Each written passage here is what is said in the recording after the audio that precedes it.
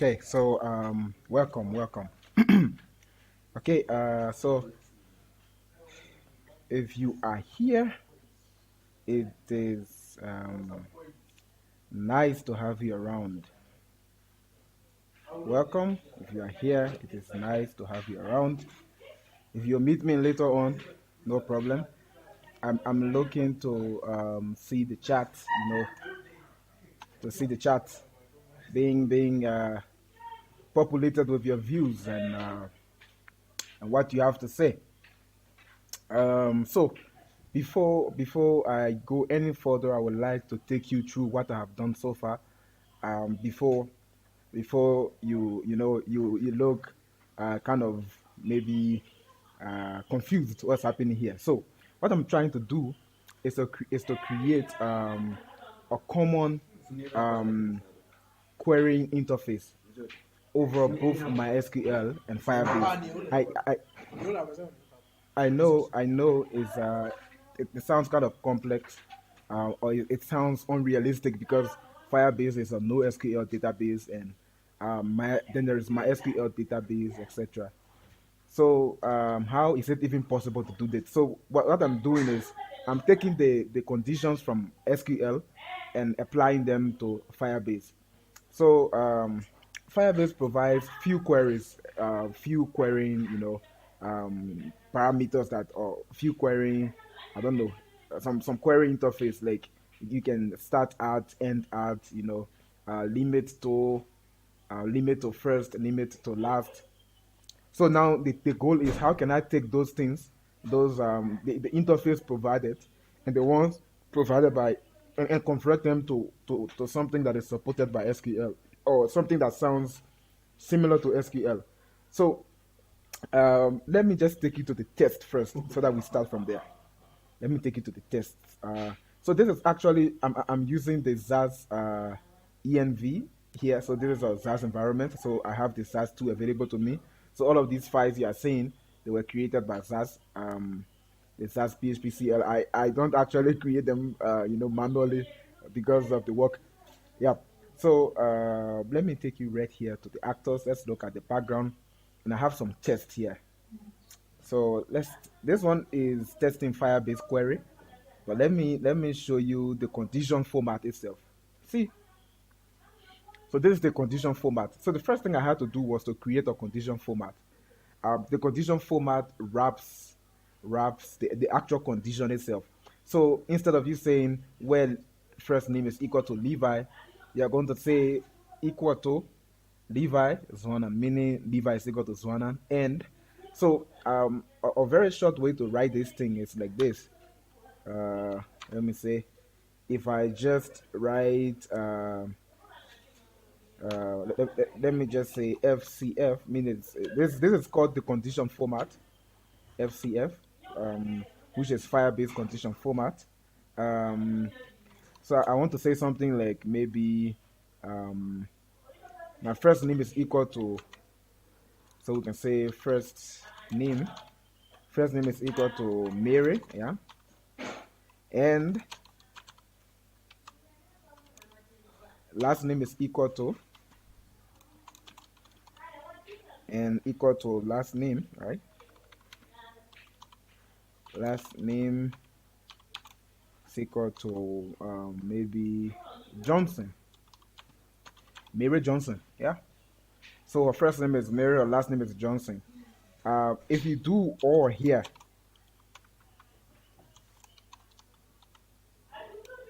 now it's gonna be like,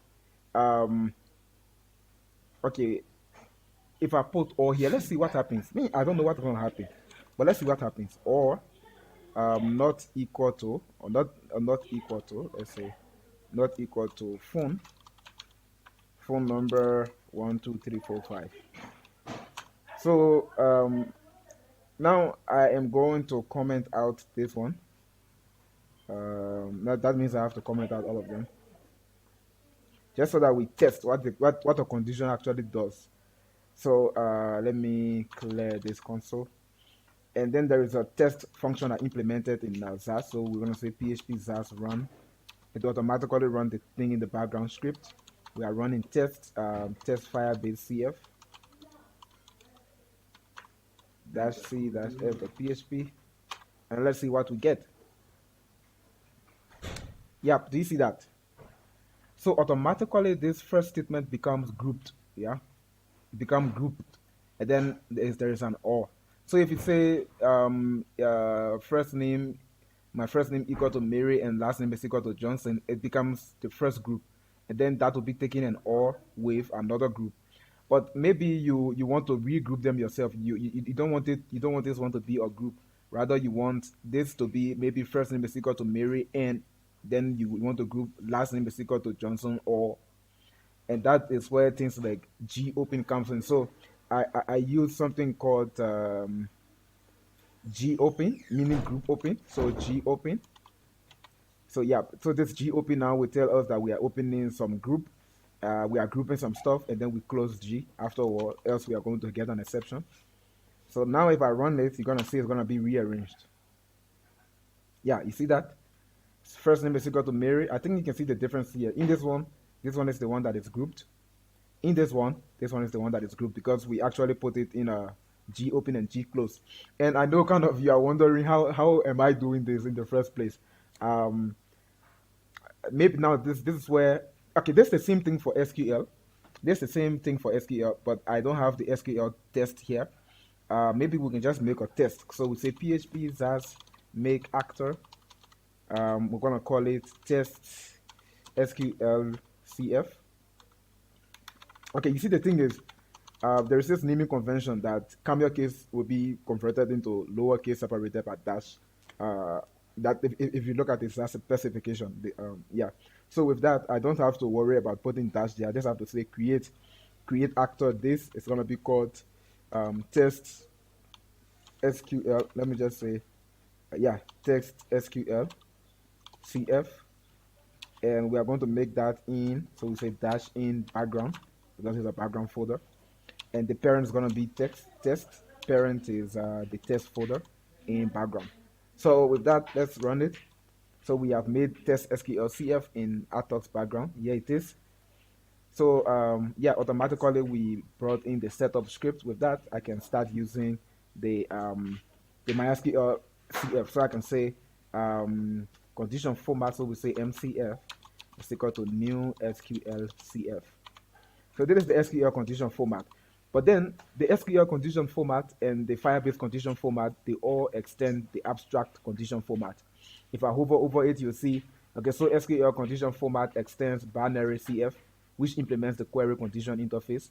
So the query condition interface is the one that has all of the condition in, like equal to, between, not equal to. So every condition format that will ever exist on this particular common interface must implement the query condition interface, so that we all, like, if the application maybe uses SQL condition format, and then probably you change the underlying database, automatically all of the condition format will change to the, so let's say if it was SQL, we change to Firebase, right?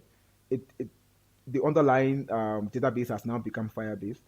Every condition format will automatically become Firebase condition format. The main reason that is the case is because I'm using condition factory. So the condition factory will generate the condition based, like it will return the type of condition format. It's called condition format factory. So it will return the condition format that will be used based on the global database type that is set. So we set our global database in the database configuration class, and that the global database now will determine which condition format gets called. So you see now you only have to change the condition, the type of database in the database config, and that will affect the whole application. So all of the condition format will automatically become the condition format they are supposed to be. I don't know if this is making sense, but let me just prove to you that SQL CF also behave like SQL, the way SQL condition would be. This one is for Firebase. Now let's see how SQL condition would be. So I'm going to say MCF. It's just the same way we did Firebase. Okay, now to just prove something, I'm just going to take this Firebase condition from here, right? And I'm going to bring it here to the test CF for this one. And this one's going to be MCF. You'll see that there will be no error. because they all implemented. Now, the reason there is this error here, this one is not actually an error, is because of the fact that the what's the name? The the IntelliSense does not know whether the type is actually SQLCF. You see, this this equal to will return something called the Unary CF. So now I have two type of condition format. The first one is the Unary condition format. These are a single operator condition format like equal to. Now equal to is actually binary, but then it is at the lowest level. Like this is equal to this, but then condition like end requires both sides to be true, right? So now you can see that it actually requires two other conditions, two other smaller conditions. So now the unary is the lowest condition you can reach, while binary is a condition that have both left and right sub conditions. Let me call it that way. So equal to is going to return self, but then returning self means it's returning unary CF because equal to is actually defined in the unary condition format, which the SQL condition format extends. And that's why the IntelliSense is confused because n is not defined in the unary condition format, it's defined in the binary condition format. So, but if I run this, you'll see that there will be no error. Let me just do PHP, let me clear this. PHP ZAS, we're gonna run tests. We are testing test SQL c-f.php. Oh, I didn't output it, so let me just output. I'm going to use, there is the CLI object in ZAS, so let me just use it. Log, we're going to be logging our MCF output. Yep. So this is supposed to give us the output. Yeah, you can see over there, first name is equal to Mary, and last name is equal to Johnson, or phone number is equal to that. Now, I think, okay, basically we can see there is just an error here.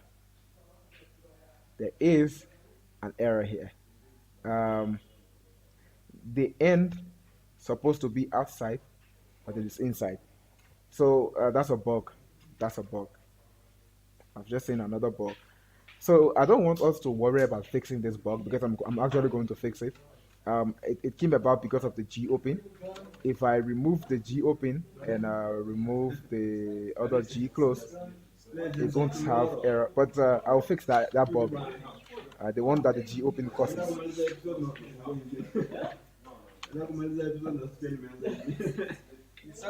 First name is equal to Mary and last name is equal to. Oh, okay. Now I get it. Now here's the thing about the G-open for MCF. This one, you have to actually group them yourself. So I'm just going to implement the automatic grouping so that we don't have to group them ourselves, because this was the first one I worked on, and then I said you should group it yourself. You should use G-open and G-close before before you know, add other conditions. But now I'm going to make it automatic so that when there is a condition, it automatically becomes filled. But yeah, that's basically something you have seen about the condition format. So with this, I can leave this stuff. Okay, let's remove this one error, but it won't remove, because this one will come up again. It says equal to will return an OR. So probably you have to say MCF again. Yeah, this is the only way the error will go away. But now I'll have to fix the grouping stuff, and I'm sure at this point you kind of want to see how I implemented the grouping, right? You probably want to see how I implemented the grouping, but don't worry. I'm going to open the SQL condition format, and then you'll see the condition format. It's in the supporters, in classes, data structure, and yeah, it is SQL condition format. So yeah, this is where I'm actually putting in I'm supposed to be grouping things. I think I automatic grouping, which I should not have removed. Yeah, I should not have removed the automatic grouping. So what I'll do, I will look. Okay, this gopen should be implemented in the binary condition format. Let me open that one. Okay, this one only set the next operation. So what's happening if you look at this thing here is when you say this is equal to this gets pushed, like it gets appended to a string. But then when you say end, we only set the next operation. As soon as we say equal to, we just take the next operation that we have, and it's like a queue, yeah. So we push the next operation in the queue and pop the next operation out, or it's just a single value because efficiency, it matters a lot. I don't want to be having arrays around the place, and it was gonna take my memory. So I decided to use a single operation at a time. So if the next operation is end, we are going to be waiting for a binary stuff to occur. If it doesn't, then this thing is going to crash. But for now, let me leave it like that. I will finish the SQL CF and do all of the what's the name, the exceptions that I'm supposed to throw. So you can't have a next operation and then you want to get the output. You can't say Levi is equal to John and then you put an end and then you don't put the other condition. Then you try to get the output. We are going to return for you an exception. But then since SQL is so simple to implement, that's why I left it. Now the funny thing is when I was implementing the one for Firebase, so Firebase doesn't follow you can see things like incomplete CF exception. It actually follows. It's not like the SQL condition format, but rather it uses nodes and a binary tree to represent its conditions. So if you say maybe, okay, this is how we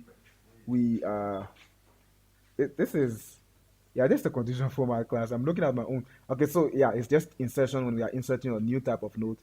And let me just show you. So can it be parsed? We just test if we can actually parse this particular Firebase condition before we even return the output. So here, um, if let me just take you to some places like this one, not between. You can see we actually created a new not between. So not between is actually a class that is a node, and it extends the Unary node for Firebase. So the Unary node is in this condition. So you have Unary node and binary node.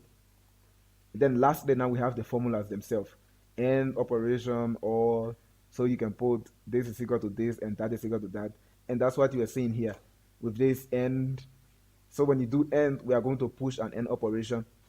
The way I did this binary tree, I wasn't inserting into the binary tree. Rather, I was building the binary tree from the leaf. Because you can definitely see we are going to settle for new or unary operation. So then that unary operation now will have a parent binary operation. So I started building from the leaf up, not from the root, not from up down, but rather from bottom up. So if you look at that's why the insertion, the insertion, what's the stuff? Let me find it. You see, that's the thing about. Okay, let me not let me go look for it again. Let me go look for it. Where did I put it? It's here. Yeah, okay. So if you actually take a look at the insertion stuff, it's not just like a normal insertion. You can see there is a current, then there is okay, checking if the left side is full. If the left side is not full, then put it on the left side. The right side is full, put it on the right side, and then move up to the root. So the root becomes the current node that we will be inserting a parent for. The same way B tree works, where we have the leaf children and the leaf nodes, and then as soon as it reaches certain limit, we split it and create a parent. Yeah. So it's the same thing I'm doing here, but then this one is for binary tree. So that's how I'm building the SQL condition format. Um, and this makes insertion O of 1. Insertion is not O of log n, yeah. Insertion here is really not O of log n. Okay, it's typically O of log n. If you are, no, it's not O of log n. It's actually O of 1. I have evaluated it. So insertion is O of 1, so we are saved. That means insertion is fast. Yeah?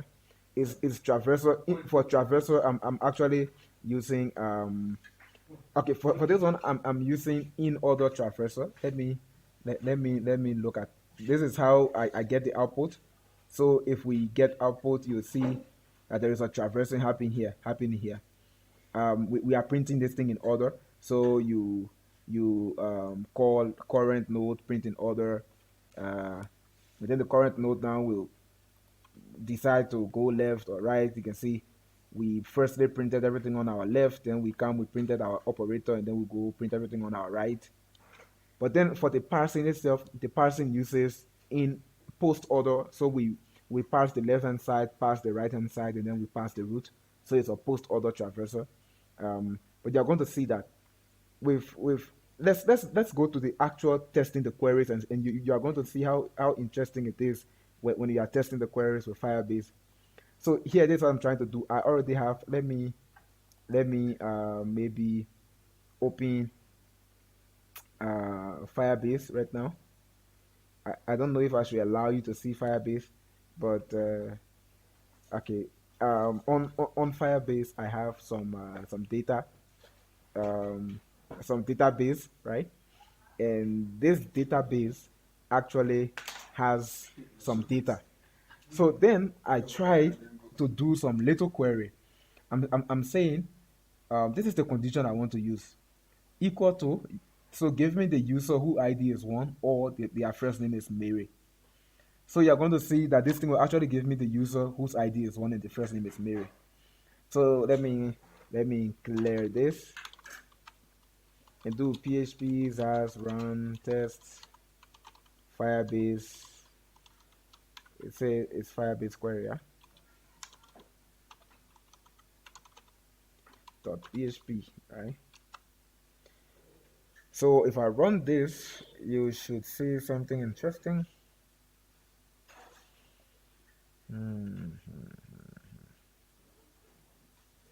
Yep, there we go.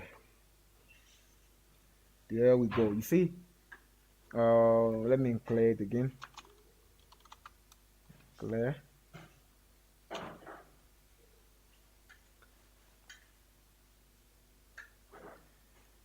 Okay. So undefined array key, auto key in this. Undefined array key, auto key in this one. We are going to fix this error. I know it's because of some changes that I made, so that you automatically tell me whether you want auto key or not.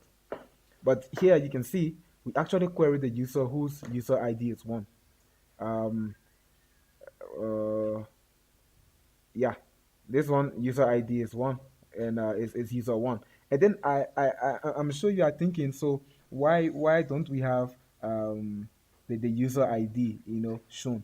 It's because in the query that I made, I said I want you to select everything from users, but not everything. I want you to only select the first name, the last name, and the user dash ID.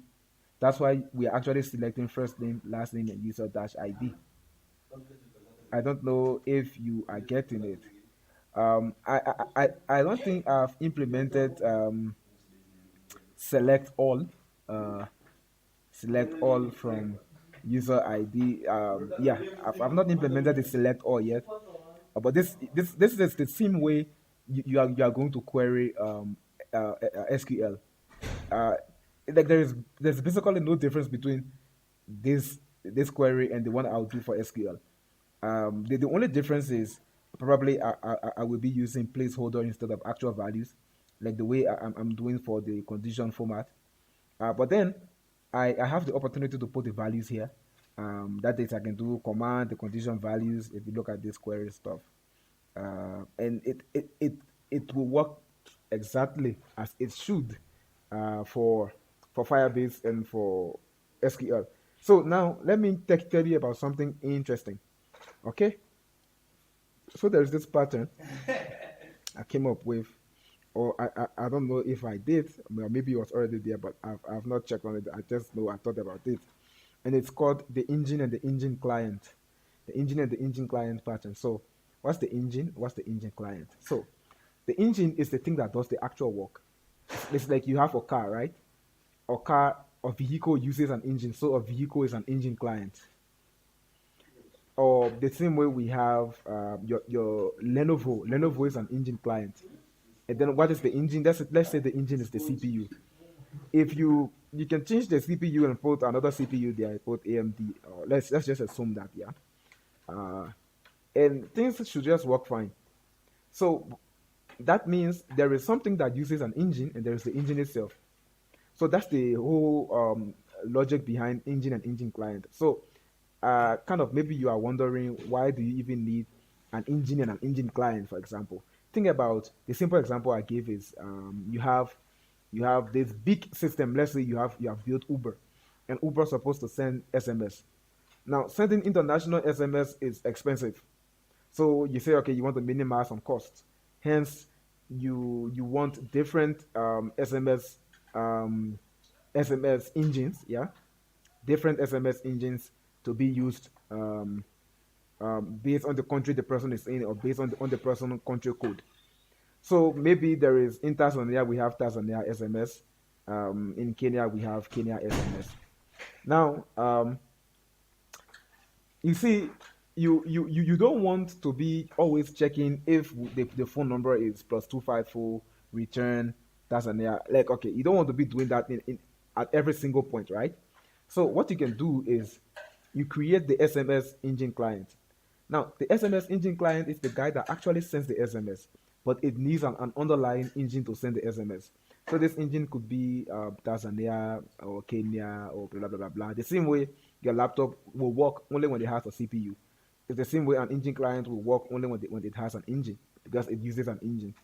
And then you can have an engine factory, yeah? So the engine factory maybe is the SMS engine factory. That's where you would do your if the number is +231 return Tanzania engine XYZ. And then you can now tell you can now push that into the engine client, which is the SMS sender itself. So just taking the phone number, it will say get engine, and then it sets its own engine and called send, yeah. And then that would be underlying, like maybe under the hood, calling the send method from the engine itself that will send the message based on the country that you are in. And so let me show you how this is done here, yeah. So you see, DB Manager is actually an engine client. If I hover over it, you see that it is in the engine client namespace, and it is called DB Manager. Now, the database manager uses a database engine. So if I come here to database manager, this one, let me open the database manager. You'll see that it does something. So I don't know if you can see well, or let me just move this one. And what is this thing up here? What exactly is this one?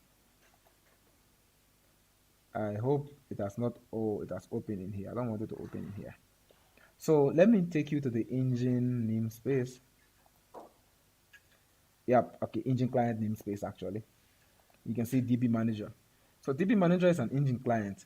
So really, what is DB Manager like doing? If you look at it, DB Manager implements the database engine client interface. And this database engine client interface extends the database engine specification interface and also the engine client interface. So now you see, for someone to use an engine, the person must know how the engine works. Yeah, there is no way the database manager will know how the SQL engine works, except you give the database manager an information of what the engine is capable of doing. So we have to create a manual, and that manual is called the database engine specification interface. This database engine specification interface tells the both engine client and the engine itself that you guys, okay, there is this method that is available in the engine. So it is upon the engine to implement that particular method. And then the engine client will be very, very sure that when I call the engine, if I call this method on the engine, it is there. I'm going to get a result. So there is no lot of work done in the engine client itself. If I just take you through here, you will see, if we say query, this thing doesn't do anything. It only returns the engine that it has the query method in the engine, because this query method is defined in the database specification interface. the database engine specification interface. So we are very sure that since the engine implements the database engine specification interface, then it must have query, the query method.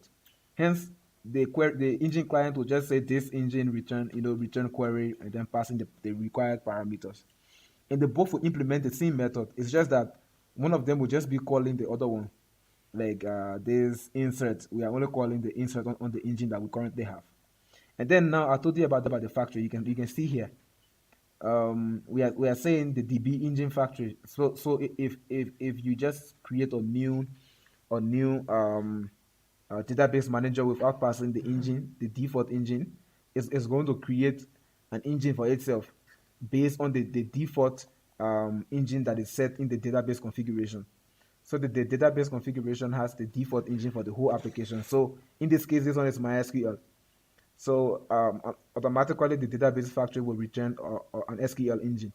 And then we can set our engine to the SQL engine now, which is this one. So we can start, querying based on the engine that we have. But it can also be Firebase engine. And that's why the Firebase query works. Because if you look here, I'm actually using the Firebase engine. I'm saying create a new DB manager, DB factory, get engine. So what I even did to make this thing even intuitive was, I don't want to be passing this long thing here. I'm a very lazy guy. So I just do like this, Firebase. So DB manager is supposed to automatically return Firebase. It's saying unexpected. Oh yeah, I should remove the new, yeah. So this will return a Firebase DB manager, a database manager that actually runs Firebase engine, so that we can parse this particular query. And then there is something now I did that is actually doing the abstraction of the condition in the query. If I take you back to the Firebase engine or to the DB engine itself, let's go to MySQL engine. You see here there is abstract condition format. So the whole logic behind this is the underlying engine will know how to deal with the abstract condition format. That's the whole logic. The underlying engine will know how to deal with the abstract condition format. It's not our business how. So if you change this engine from Firebase engine to MySQL engine will interpret this condition format differently. Maybe if it maybe has some stuff that is supposed to replace the placeholders XYZ, it will do that. Yeah, it will do that. Now let's look at what this abstract condition, because this is where everything is happening. Since both Firebase engine and MySQL engine are also database engine, or because they implement the database engine interface, they all have this method, they all have the same parameters. So like literally speaking, where we have the Firebase query, let me just come here. This Firebase query, you see, the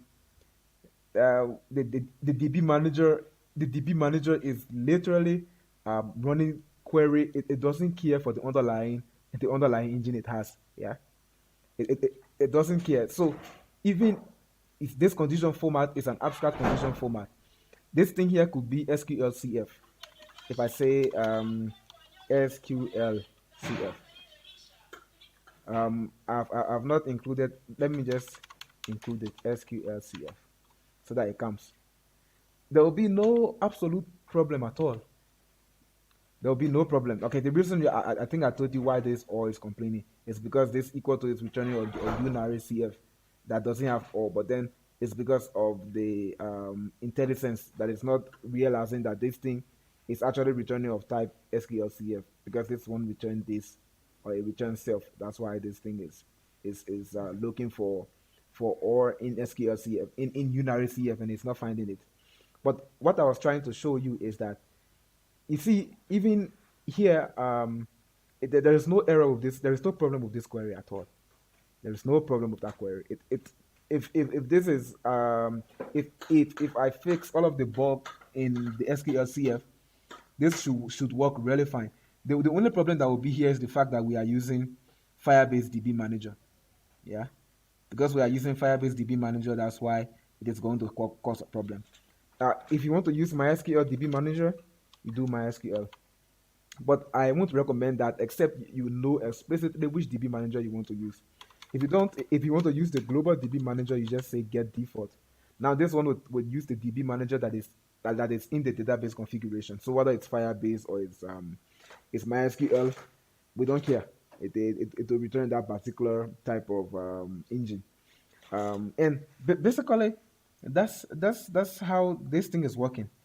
Now I've said a lot. I've told you what is happening, the query stuff and things like that. So let me just Control Z so that we can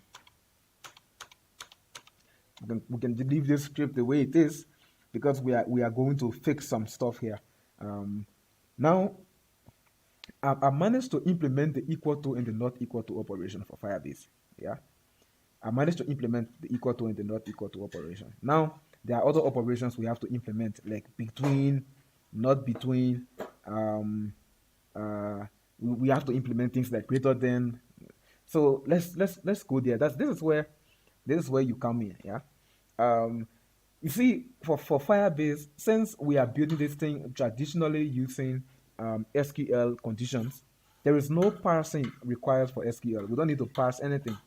But for Firebase, we need to parse it. There's a parser that is required to parse this particular request, this particular input here, and convert it into something that we can use to query Firebase. And that means another thing. It means we are building a database management system. You see, the database management system, they are very, very efficient when it comes to the way they manage their queries. Like, since we are taking data from disk, it doesn't put all of the data in RAM at once, right? It has a buffer in RAM and post the data there, as fit. Let me just say. So now for us here, we are not following that principle. We are going to follow it later on, because we will have to implement a way that we can take in the query or take the data from Firebase, or a set of maybe in certain window, maybe like 10,000, 10,000, then 10,000, because I'm sure there will be a lot of data on Firebase. And the same thing, there'll be a lot of data on Firebase. So we have to ensure that, one, we are not taking too much space on the RAM, because this thing is running on our application server. Now my plan is you should have another server called the database abstraction server, which I don't think is really, really important, except you like, or in fact sometimes I ask myself, do I even need to do this thing? It's just so that when you scale, and then when you try to change from maybe Firebase to MySQL, or from MySQL to Firebase for scalability, you don't have to go to the application changing all of the queries that you made, right? So I kind of really want that decoupling between the database and the actual logic itself, and that's how this database abstraction layer came in. So I know PDO provide an abstraction layer between your application and the underlying database, whether it's PDO or SQL. And here we are using PDO, so hence we are overlaying, or there's already an abstraction above SQL and Postgres, things like that. But then there was nothing for Firebase, so hence I had to make this one, so that when extreme scalability issues arise, it's easier to just switch from from SQL to Firebase, and then you go in the Firebase engine and say, okay, you know what? Previously we were using SQL. So now I don't want us to use SQL. But then if you don't see certain data on Firebase, make sure you check on SQL to see if it is there. If it is there, just get the data, maybe save it on Firebase and then return the data. So as time go on, you'll see that you'll be slowly migrating from MySQL to Firebase, but then you can still use the benefit of Firebase without changing the actual query logic in your whole application. Now that's the whole logic about this. So the database abstraction server will only have the abstraction. That is, the logic server make requests to the abstraction server. The abstraction server queries the underlying database, do the filtering of the data, and returns the data to the logic server. So that means we are now making it a full-tire application. It's not like the front end, then the logic, then the database. It's now the front end, the logic, the database abstraction, and the database. So it becomes a full-tire application. We already know the more tires you add, the network latency you are introducing. So you must have probably a very high connection bandwidth between both the logic server and the database abstraction server, or the application server and the database abstraction server. Okay. Much too much talking here. I've said a lot about why we are doing this, right? So let's go to the actual coding now. Firstly, I'm going to take you to the parser. The parser is in another namespace called the utility. Is it utility? No, it's called the common. I think common. Nah, me, I don't know.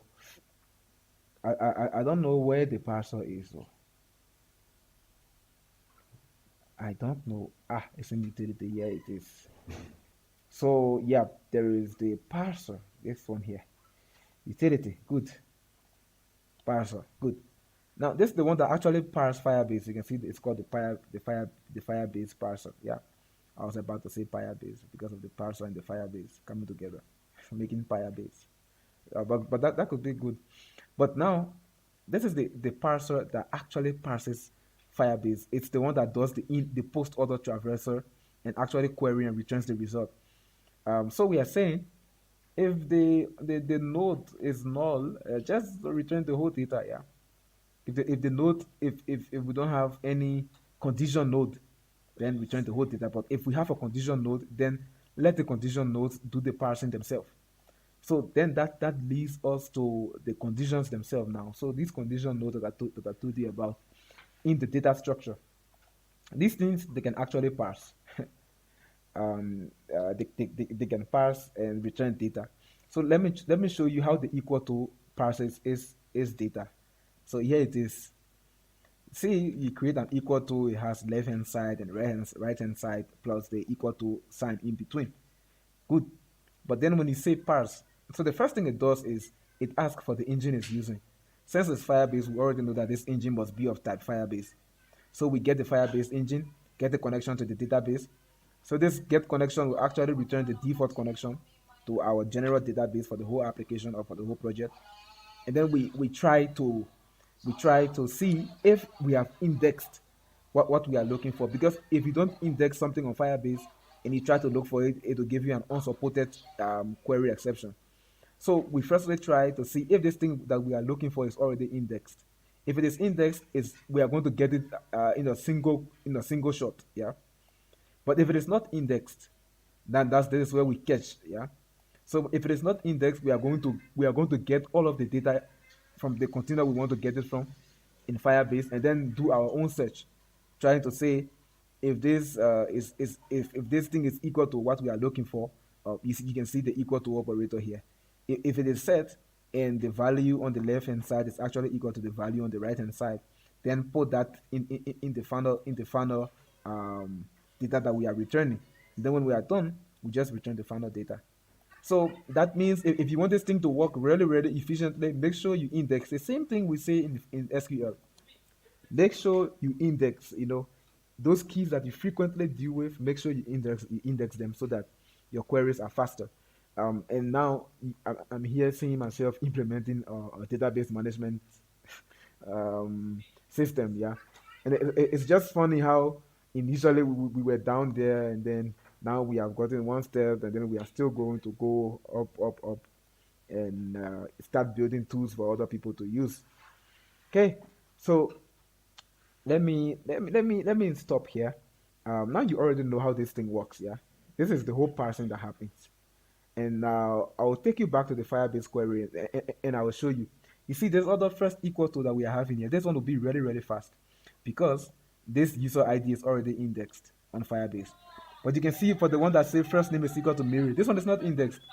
First name is not indexed. So hence, we had to actually get all of the data and look for the ones that had the name Mary. And that's how we return that particular data. Okay. Now, too much of talking. Let's fix a little bug here.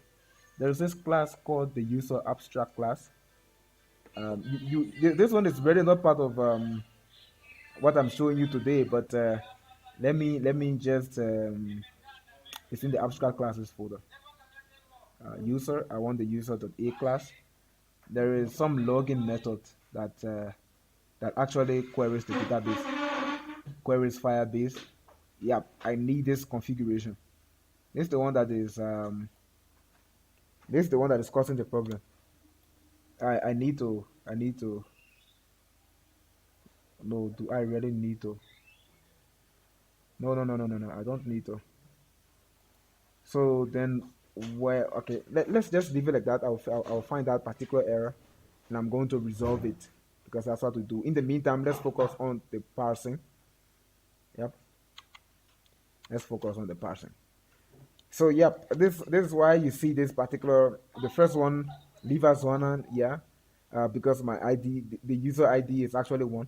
So what I'll do, let me say I want to get the user ID, comma, the user ID.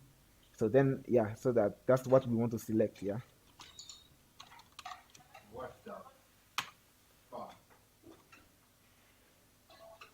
Yep, good. You can see this what we are getting. And this actually is the same way the SQL result will look like, by the way. So I try to flatten the result when the result comes. And you can see this name here. This name is just saying the ID of the, or the key of the parent.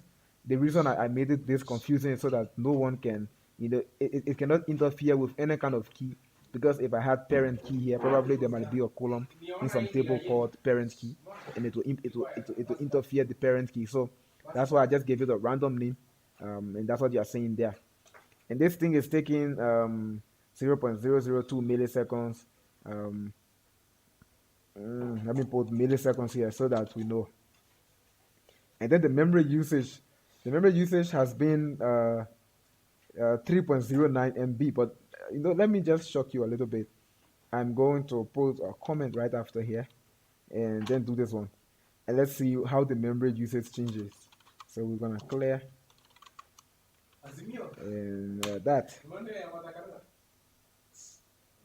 Yep, you see the memory usage is 2.95 now, and the speed has even gone up to 0.001 milliseconds.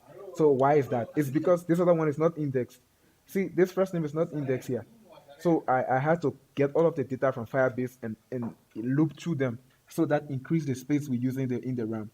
Now the reason why it is in megabytes is because we are using some packages, for example the Firebase PHP package, and those things use some other packages, so their objects are really huge, and that's why you are seeing megabytes. Because for me, my objects are kind of just in kilobytes for now, because I'm showing the future is gonna get bigger than that.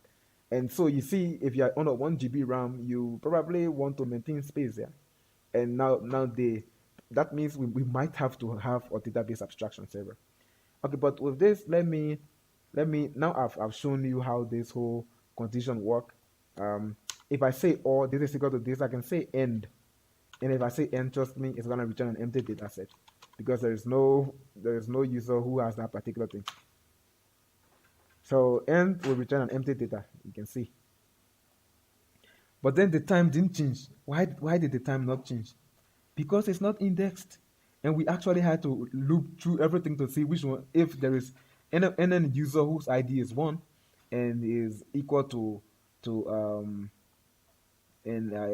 user first name is equal to Mary. But then trust me, I actually try my best to optimize this. Let me just take you there to the parser, and then you see what I'm talking about. I try my best to optimize that. Then trust me, I was using some insane hacks to get it optimized. So let me look for the end operation. Yeah. So yes, the end operation. This is what I was doing. If you look at it, I try my best to reduce the iteration. So this is, you can see I'm on certain things here just to maintain memory, because yeah. So the first thing we do is we tell the left hand side to parse what it has. In that case, the first equal to will parse and return its result to us. Then we tell the right hand side to also parse. So this is the end operation, yeah. This is the end operation. The reason it's end operation is because A and D is a keyword in PHP, so I had to come up with something that won't clash with A and D. So And today we are actually going to be working on these parsers. Yeah, we are going to be working on the parsers themselves. We tell this is where the post order traversal come in. You can see we tell the left hand side to parse, we tell the right hand side to parse, and then now we parse in the root. So it's left, right, then root. So this is recursive, and we all know that recursive is expensive, but it's kind of complicated when you try to make this thing iterative. In the future, I'll try to make it iterative so that it doesn't take a lot of memory. But for now, let me just leave it like that. Okay, so you can see, okay, we are doing the end now. Yeah, final data. I counted the size of the right one. This is because I want to loop over the smaller array. Yeah, I don't want to loop over the bigger array because since the smaller array is small, that means if the stuff is not in the big array, then we'll just it'll be faster than when you loop over the big array and try to find the data in the smaller array. So I got the first length and got the second length and check which one is small. So if length 1 is smaller than length 2, then we are going to be looping over result 1. If length 1 is smaller than length 2, then we are going to be testing over result 2 because result 2 will be bigger. And the good thing about PHP is that PHP arrays are actually hash map. And not just hash map, the associative arrays are hash map. So with that, this particular test here is O of 1. So this thing is actually taking O of n instead of O of n log, O of n squared. You see? So this is just the macro operations, the macro improvements I've been trying to make on these operations so that they don't take me a lot of time. So this one is taking O of n instead of O of log n. Not O of log n, but O of n squared. So it's taking O of n instead of O of n squared. And then you can see that I'm actually unsetting. I'm unsetting this so that we don't double the memory here, so that we just maintain our memory usage. Okay, with that, I think I've shown you what is happening in the end operation and why and how I try to optimize it. And these are some of the inputs I'm going to expect from you. I want you to look at what I'll be writing and tell me, you know what, maybe you could optimize it this way, or optimize it this way. So you can see we actually reduce an O of n square operation to O of n. And these are the things that I want because this is a DBMS. If we make the time to take long, trust me, people applications will have latency. And probably I might just make this thing a package and release it so that other people can use it. And that means if we write bad code, the application will also be using bad code. And that's why I don't like to use frameworks a lot. Most of the time I like to write my own code, but that is when I'm running my own server. I like to write my own code. But if I'm not running my own server, yeah, that's when I use a lot of frameworks. Okay, so let me show you how the OR operation works, and also OR is a keyword. Yeah, so it does the same thing. We parse the left hand side, parse the right hand side. Now the only thing we have to do is to just merge both of them, because this one will give the union of the two, and that is it. That's all. You see, the OR operation is simple. So now we have OR and done. We have equal to and not equal to. So let's start doing the other ones. Let's do the in operation. So guys, this is where we are about to do something interesting. The in operation. So in is a unary type. I'm just going to go to the equal to, and I'm going to copy this thing. Yeah, I'm going to copy this whole code in here. And then we'll tweak it. I'm not ready to start writing code from scratch. So testing parse, we just see if it's possible for us to parse this particular node. If it's not possible, it's going to throw an exception. Maybe if you want to see what's in here. Yeah, we are just checking if we have an engine to use. If we don't have an engine, we are going to throw no engine set exception. So parse operation required an engine, but no engine was set. Or if something is empty, we're going to throw like maybe the column or the table we are supposed to be querying. If the table is empty, then we are going to throw no property exception that the base container is empty. Yeah. So now I've said a lot, man. Let's go to our beautiful in operation. I can't wait to start coding. So I'm just going to copy and paste. It's time for the actual optimization stuff happening here. Good. Now, with this, let's start. So by default, these ones, they are normal. We get our engine connection, we try. But then if we say in, we know that the right hand side for an in operation is actually an array. So we are saying we are looking for maybe every data where user ID is either 1 or 2 or 3 or 4. So we are saying user ID in 1, 2, 3 or 4. And let me show you how that particular query will look like in Firebase. So let's go to the Firebase Query Php, and here's what we are saying. I'm going to close this one, and let's create a new condition. We are saying FCF Firebase, and this is in, right? What is in? We say user ID is in an array 1, 2, let's say 1, 3, and 4. So we want every user whose ID is either 1, 2, or 3. For now, this will give us an empty result because, okay, you see that there's some error in the in class, so we have to fix the unsupported query. So let's just rewrite it so that we can automatically include it. Unsupported query from create Firebase. Yeah. Now that's all we needed to do. But then if we run this thing, it's gonna parse and give us the one for equal to, which is wrong. And in fact, it will give us an error. So let's fix that. Or firstly, before we fix that, let me just return an empty array. So I'm going to comment this one out, and we are going to return an empty array because we have not implemented it. And let's try running the Firebase query again. You see that we get an empty result. Yeah, so you see the result is empty. There is nothing we did. Yeah, there is nothing we did. Good. So now let's do something. And if you are around, I will actually want your input here a lot. Tell me, you know, maybe what I can do to optimize the query. Yeah. So let me go back.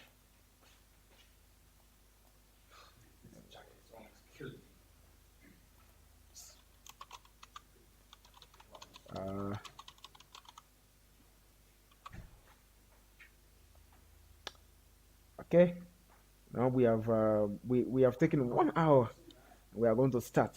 So we're not returning an empty array now. Okay, this one is not an empty array. Let's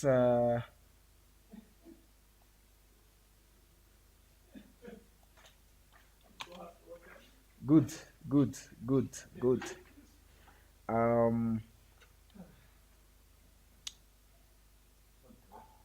Let me just give me a minute.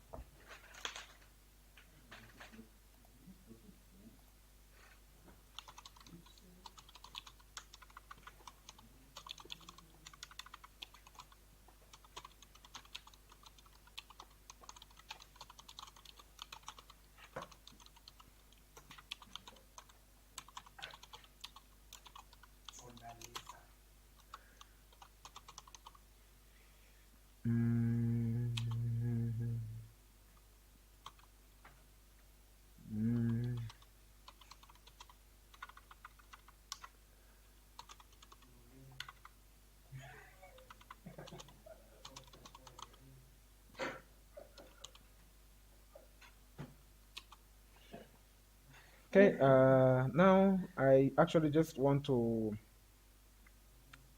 share this thing on Twitter, and maybe other people who are interested can join, you know.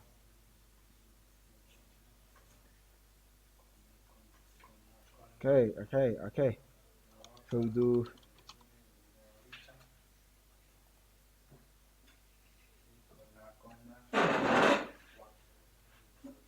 Yep. There we go. With that, let's go back to work. I've just shared this thing on Twitter, and you know, guys, this thing is something really, you know, interesting to do. Yeah. One, this particular try case should be in a loop. This is gonna be one of the complex thing. So what I will do,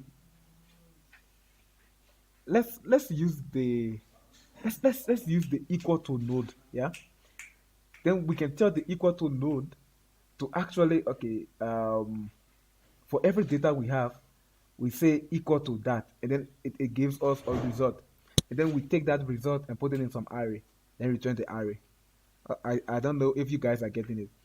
You see, I don't kind of want to implement this thing from scratch again, um, because in is just saying getting everything where something is equal to something. If not, then we fall down to, trying to do the unsupported query part of the story, right? And getting everything and checking. Um, which one do you think will be better? You see, okay, here's the approach I'm thinking of taking. If something is not indexed, yeah, that means we are going to make a query for all of the data on Firebase.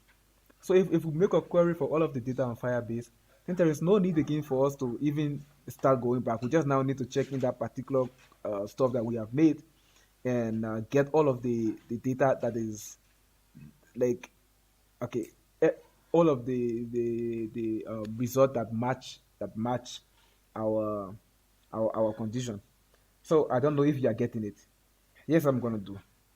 I'm going to have a for loop here, right? So this for loop will iterate over the values we have, and then we try to get all of the result that is equal to that. And I'm sure this is going to return for us some data. Okay, if it is not found. Okay, so okay. I don't know if you guys are getting, but I'm saying we're going to say for each.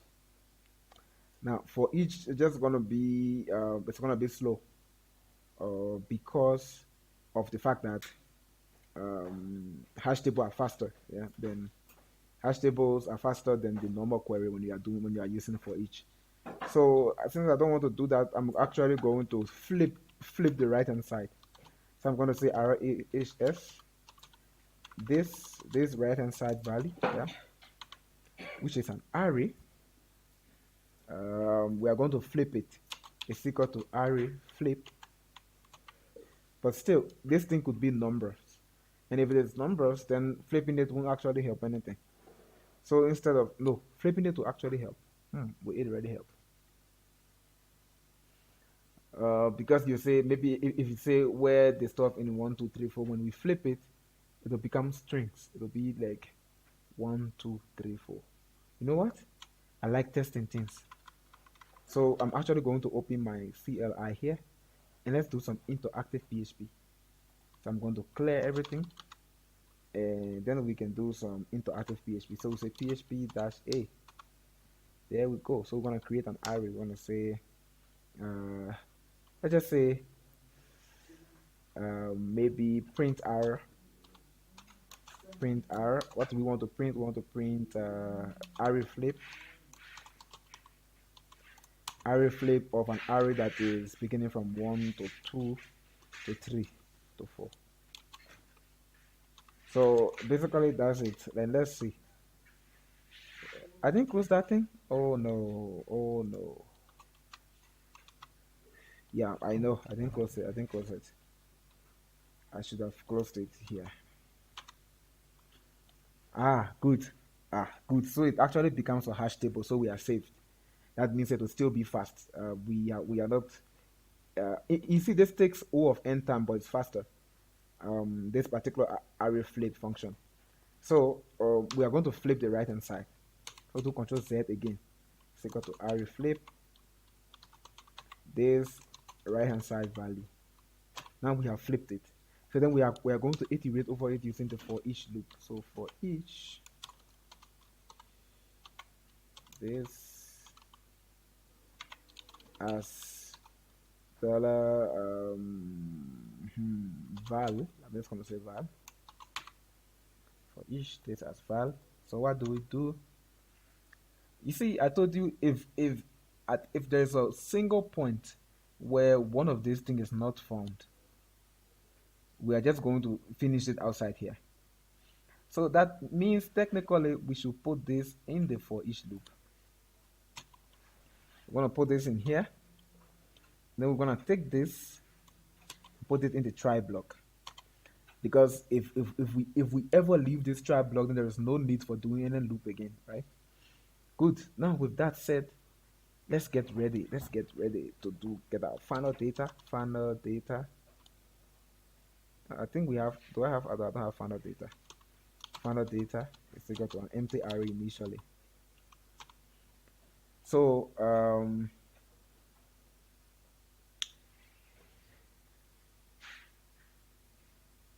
for each value, result is equal to database get reference, this database container, this value, right?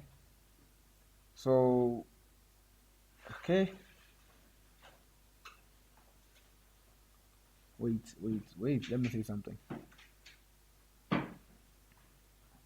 For every result as key implied value, do XYZ. Okay. Now, okay. So results get reference space container order by child left hand side equal to, not equal to this. Now we're gonna be saying equal to value. I think it's equal to value, get snapshot, get value. And then we're going to take that and put it in there. Okay, so that means there will be another inner loop here that I don't want that. I don't like inner loops. Okay, so what can I do? You know, there's a probability you have multiple data that has the same value. So don't only be thinking about ID. Someone would say select all of the people whose first name is equal to Levi, or whose first name is in Levi, Swanan, James, John.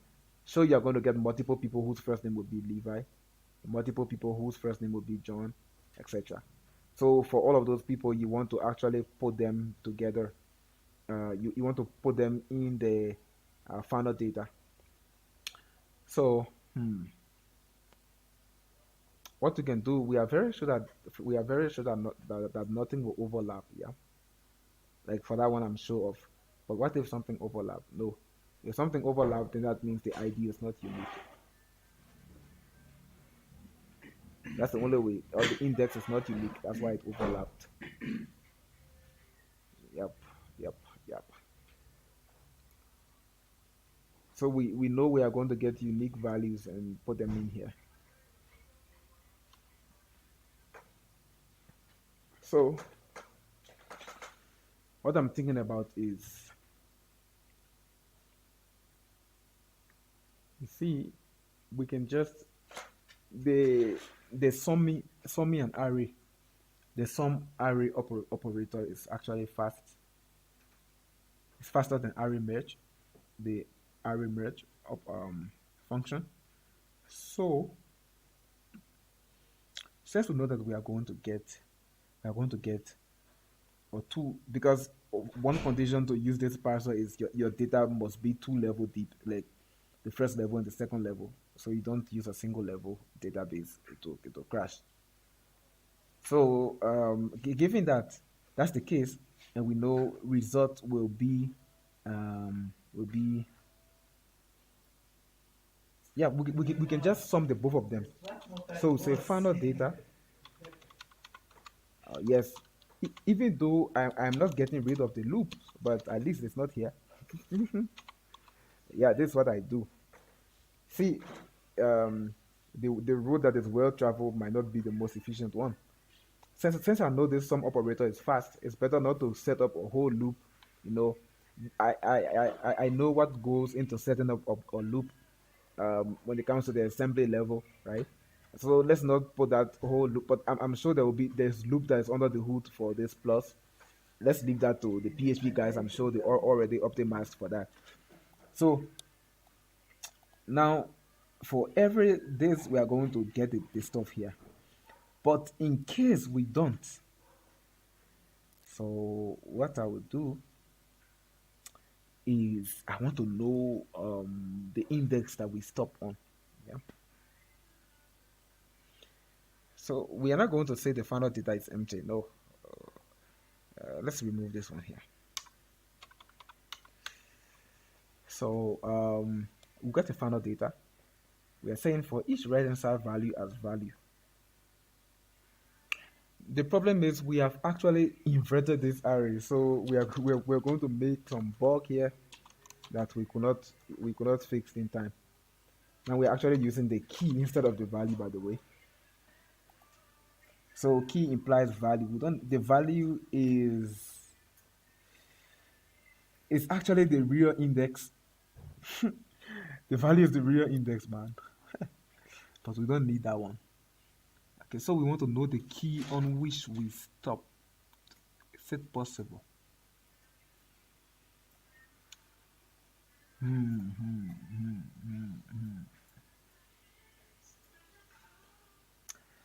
Okay, I don't know if you are seeing the problem I'm saying right now. If we get reference with order by child, left-hand side value 0, and then we get the value that is equal to that key. If we break and because something is not wait.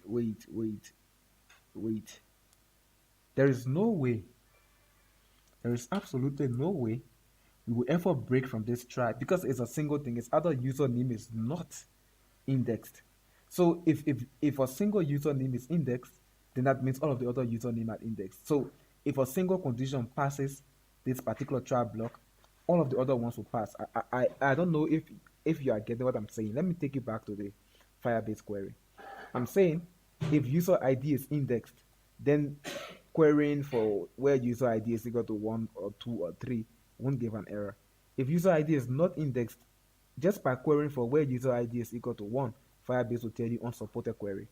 And that means now we can enter, it makes sense.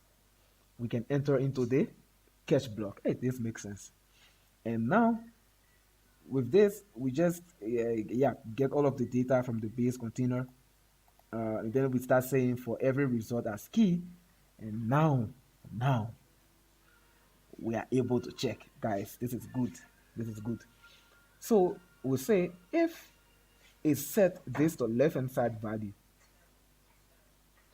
and our value at left-hand side value is equal to not the right-hand side at 0 now. Not the right-hand side at 0. We are going to be saying if it's set. You see, the good thing is we flip the array, and that's the good thing about flipping array. So this thing is a little bit confusing. Even me, I have to take my time to look at it. Because trust me, it's confusing me like the way it is confusing you right now. So if it is confusing you, then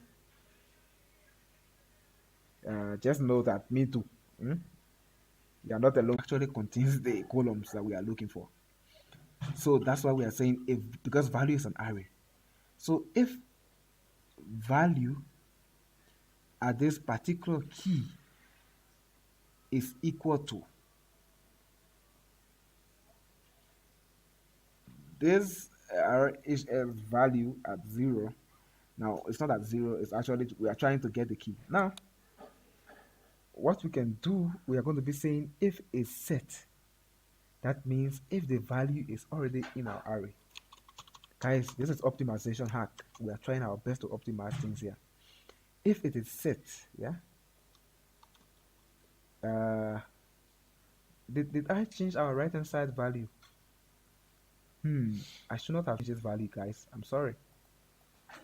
The reason I should not have changed it is because we might use this query more than once, and when we use it more than once, what happens is we are going to flip again. So I don't want that to happen. So let's use the RHS itself. So we have a new array, yeah, and deal with that array instead of messing around with the array that is not supposed to be messed around with. So RHS. So if it is set RHS, RHS what? Then RHS this. Guys, do you see the beauty? Do you see the beauty? It is complicated, I know. Like, it's really hard to intuitively get what I'm doing here at the current moment, but it's faster. Most of the time, we already know the hard things are faster. like C++ or some assembly language. You know, the easier things get, yeah, the complicated they become. Okay, but I'm just kidding though. So now if it is set value, if it set value this left hand side, and this value is actually in our right hand side, that is, it is, then we are going to put that. Okay, I don't know what to say, but guys, this is it. This is all I can say right now. So we have our result is equal to final data. Now it's the final data we are returning. We don't have to even do result is equal to final data here. We're just supposed to return final data. So the thing is, will this actually work, ladies and gentlemen? It's time to do some testing. Hey, let me clear. Oh, we need to exit, So let me clear this. It's time to do some testing.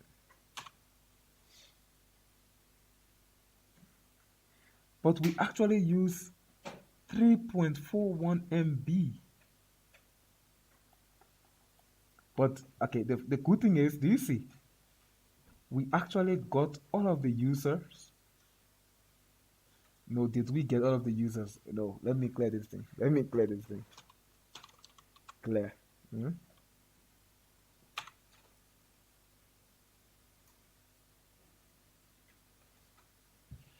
I think I made some error. And that error I know is coming from here.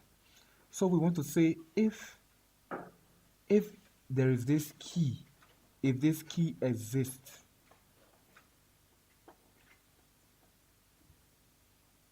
so if value,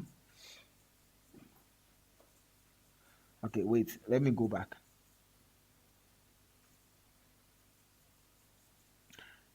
Do you see how many times it's returning maybe? Like there is it's returning, it returns Levi, yeah. Oh, wait. No way. Guys, there's an error. The first one, we return the ones that user ID is either 1, 3, or 4. 1, 3, or 4.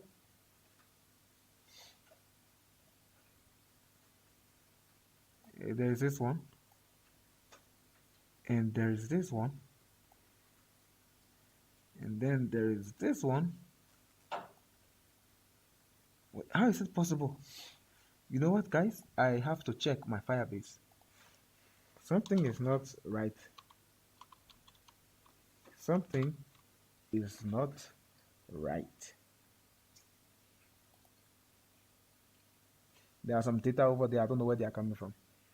Sincerely speaking, I don't know what is bringing that data. So let me go there and see what I have in my database so that I know that my stuff is working well.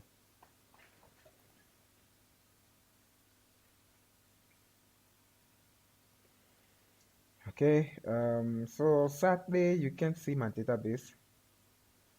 Wait, but there is a lot of some. I see the problem, guys. Here I'm running an insert. I'm running an insert query here just to see if the insert works, and that's why it's giving that error. Okay. So now, but then do you see we actually use 3.41 MB? Yep. So let me delete some of these I don't know how to call them.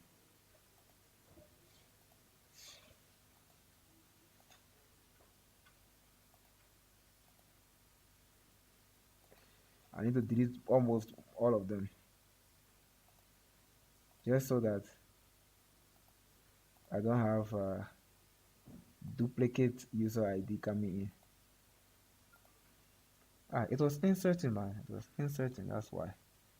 Okay, so let me clear this. Here we go. Boom, boom, boom, boom, boom, boom. Yep. Now we took 3.4 MB, 0.001. Yep, you see, it's fast. But still, that means when the data increases, it's going to take some more time. But yeah, we got all of the users who ID was 1, ID is 3, ID is 4. So are there 2 users who ID? Yeah, there are 2 users with ID 4. So now, let's go back and make it even interesting. So we are going to say user ID is 4. We want to test the other part, the part for this thing is not indexed. So first name is not indexed. So we're going to say first name is in. It's either Levi, it's John, or is Mary. Yep, Levi, John, or Mary. So let's clear. And let's see how fast we can execute that. Wow, wow, wow. I'm impressed. So we have Levi, we have Mary, we have John. So ladies and gentlemen, put your hands together. We have successfully implemented the in operation. So the in operation is good. So I'm just going to do get add all. This is beautiful. Get commit -m finish the in operation for Firebase parsing. Finish the in operation for Firebase parsing, and then we can do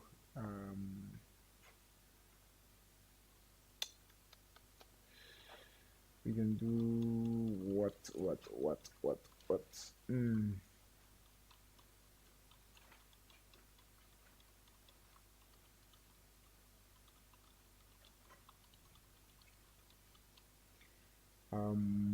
should we push? Let's push get push origin develop.